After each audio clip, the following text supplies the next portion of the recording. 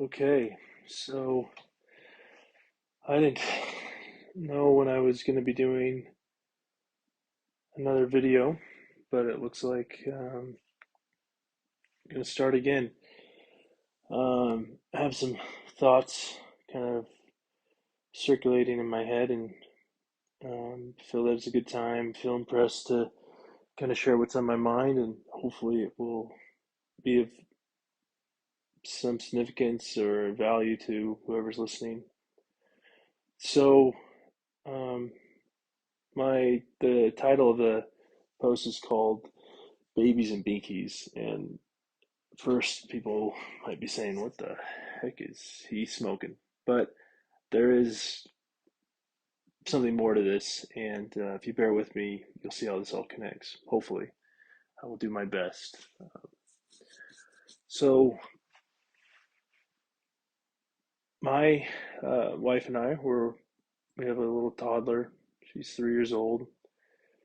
We love her very much. And she's now in that stage where she is growing from like a baby, infant, toddler to a more mature toddler, for lack of a better word. Um, you know, we're trying to get her to have her own bed, move out of her crib. We're still in the level of potty training. She has fought us tooth and nail, um, but we're kind of moving past the stage of dependence to more independence. That's kind of where she's at. And so one of those things that we're working on is her binky. We got back from the dentist, and the dentist informed us that it would be, well, he actually said she needs to be done with the binky. And, to admit it, we've kind of used that as a crutch because whenever she gets emotional or has a tantrum, the binky soothes her, helps her get to sleep. And so we've kind of relied on that. And now with that information, the dentist, we realize, okay, we've got to move to the next step. Well, obviously, since my child is so used to this binky, giving up the binky is going to be tough, and it has been tough for her. I mean, we're working in stages incrementally. But the whole point of bringing this up is this point is that our purpose in removing the binky from my daughter is not to cause her, well, is not to be mean, it's not to be cruel, it's not to hurt her intentionally. It's actually a show of love. One thing we learned from the dentist is that a kid or a child, toddler, stays in with a binky for a long time, it can really deform their teeth, and so it's not good. And so it's not just a maturity thing, but it's also a health thing, and it can really affect her teeth and the way they're formed and shaped.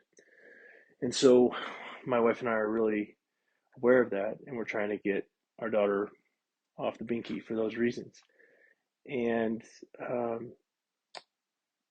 of course, because my toddler's used to the binky, us removing it from her is really difficult for her, and she doesn't like it. She gets emotional, cries, erupts and cries. If anyone knows my daughter, and she's very loud, and so uh, it's not been a pleasant experience. And she's doing better than I thought she would, but she's having a tough time.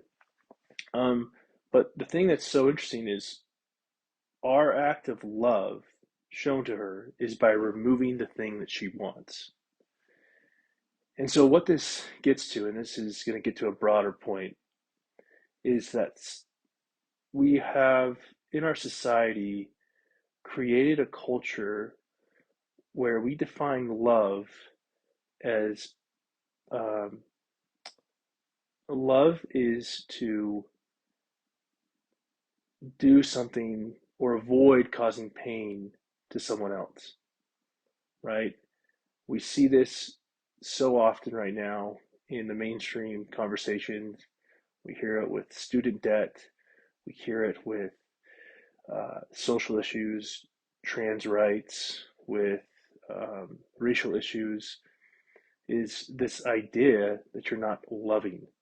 And this is especially prominent in transgender circles where kids are being told by social media influencers, kids who are struggling with their gender or having challenges in this regard, or who are just watching and feel that they might be transgender. Um, they have these social media influencers telling them that if their parent does not accept their identity, then they don't love them.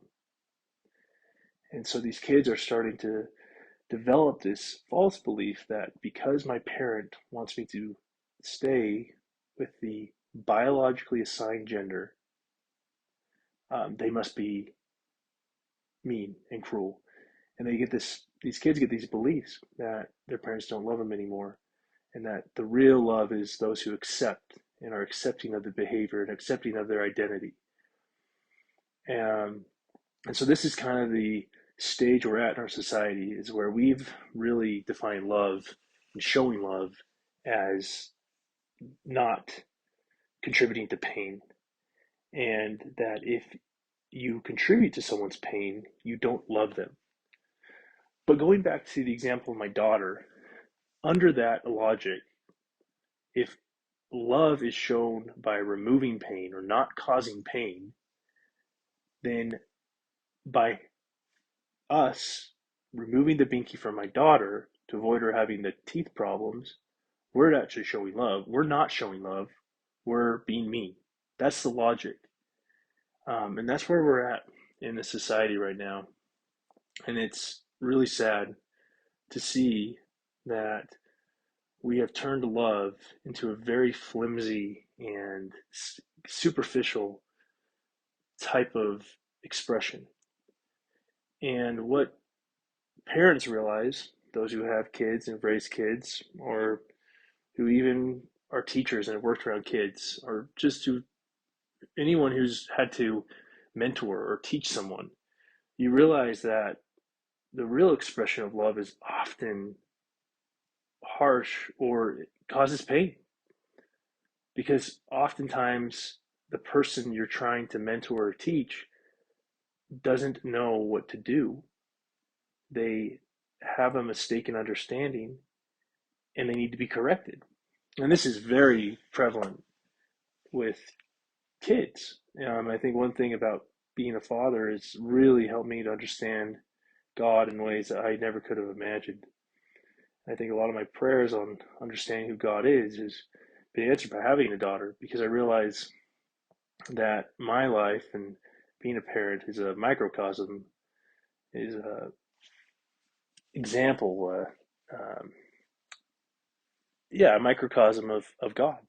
It's a little mini world where my wife and I are raising our daughter, teaching her principles, and helping her to distinguish between good choices and bad choices. And as my daughter has lacks full understanding, she doesn't fully understand the consequences of her actions. She doesn't understand what's bad, what's good. She has some sense, but we still have to tell her, don't run out in the street. She doesn't really get that. Um, and there are other things as well. We have to tell her, and sometimes she gets really frustrated and she gets really mad, and she thinks that I'd imagine she thinks that we're being mean and we're taking away her fun from her because she's engaging in activities that could be dangerous, right? But we do it because we love her, and we love her more than anything, and we don't want her to get hurt.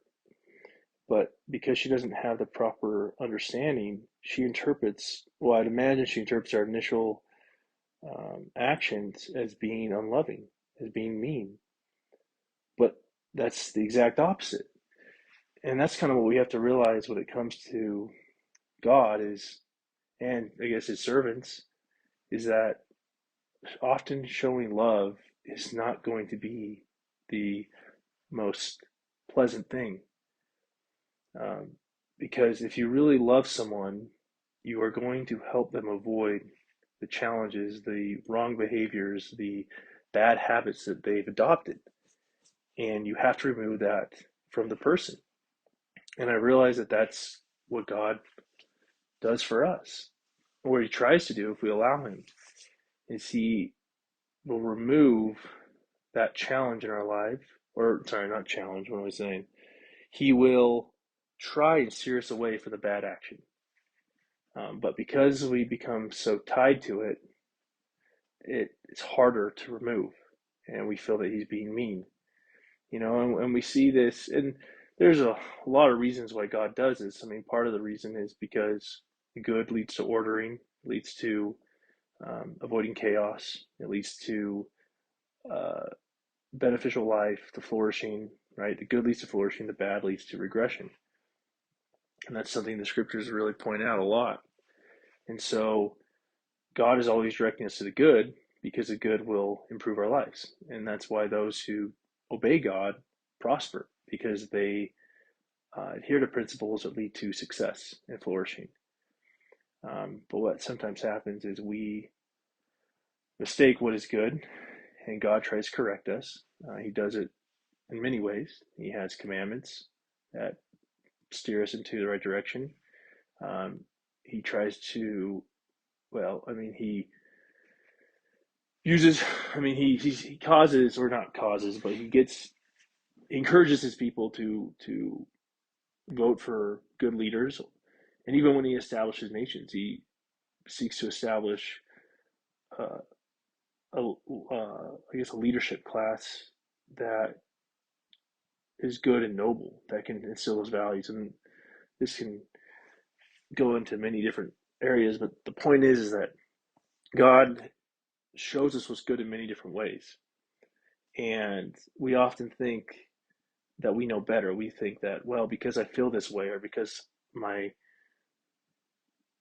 body desires this certain action, or because it feels right, it must be right. And anyone who says otherwise is wrong.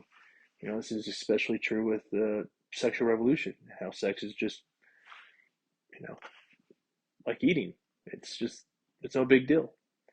But there are many problems that come from the sexual revolution, and I'll talk more about it in another blog post. But um, what you realize is that it's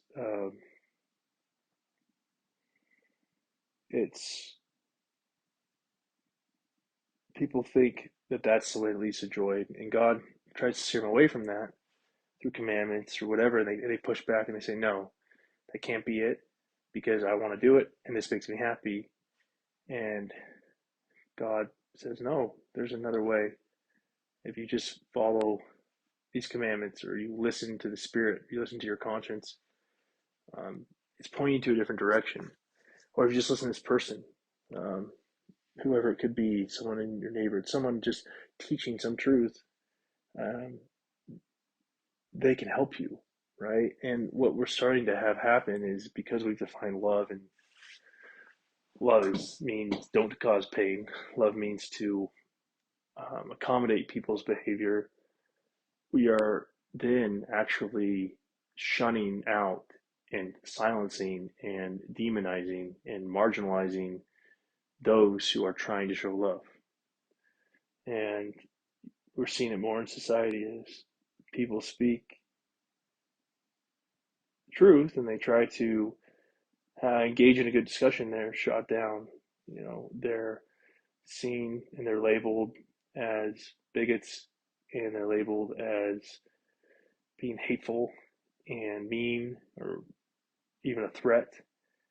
And so, what it's realizing, the point is just what we've done in our society is, and this is getting to the title, is we've created babies with binkies, because we are so afraid to, or because we have redefined love to mean not causing pain. Um, we have created a culture where we enable people's behavior, and we condone and we endorse people's behavior that is not good for them. and that will lead to a lot of suffering and pain, and that will actually hinder them and make them more reliant. And we see this with the rising generation. You see it in videos or comments of safe spaces and being triggered and feeling insecure and unsafe, especially with ideas.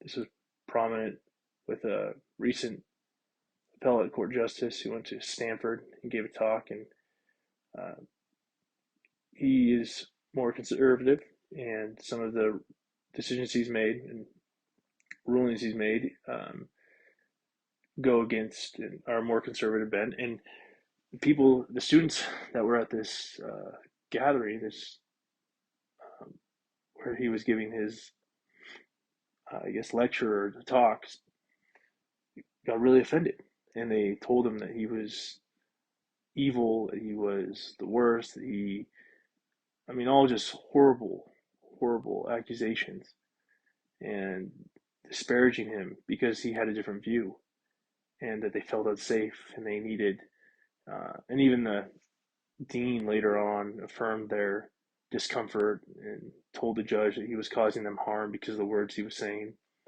And so this is what we've done in our society now. We've created a place where, we've created babies of binkies, and people can't handle the truth. Love to them is about in, reinforcing their insecurities, reinforcing their concerns, and not challenging them and not helping them to move better. And this is what we get. And, just like my daughter, if she doesn't get that binky out of her mouth, she's going to have issues. And if we don't take the binky out of the mouth of this generation, they're going to have issues.